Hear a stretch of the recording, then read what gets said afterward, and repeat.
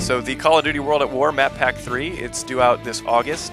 It's going to be a lot like the previous map packs we released, so it's going to be 3 multiplayer maps and a new Nazi zombie level. With our multiplayer maps, the multiplayer DLC in Map Pack 3, we kind of took a real good listen to the community, and a lot of what the community was saying is they don't want so many long-range sniper fests, they don't want short-range SMG fests either, so they wanted bigger maps, medium to larger maps, infantry-based again, let's just stick away from the vehicles this time. We wanted to really focus on that combat we knew how to do. And so with the 3 maps, I think all 3 of them play perfectly. For starters, Breach. It takes place in Berlin. It's going to be Russians versus the Germans. It's a very large map, very wide open, but it is urban. It is there in Berlin. There's a lot of little buildings you can go into, a lot of nooks and crannies and hallways you can get up onto.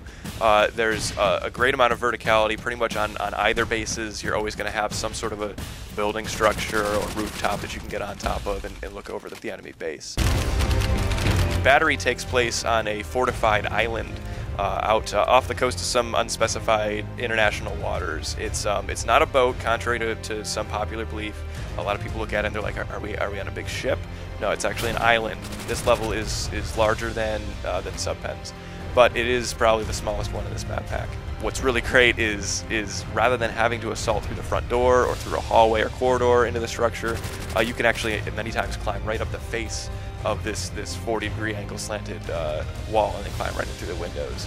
So it creates almost this infinite point of penetration for the players, which is going to keep the team, particularly who's inside the facility, constantly on their toes.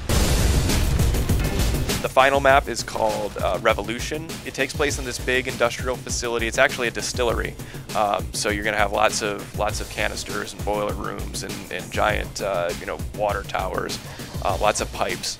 What's great about Revolution is you're going to have excellent sniper positions. And one of the intersections in the map, you have two different roads that you can look down when you're going to be defending your flag. If you're going to be sniping down one road, this side of the street is going to be a flank point that's completely open, and you don't have line of sight to that. So while you have line of sight to one street, your line of sight's broken on the other. So either you, as the sniper, need to keep sort of going back and forth like a sentry and keeping an eye on both of them, or you have to have your teammate locking down the other street, or go and place your Bettys or your satchels just in case the enemy tries to flank you.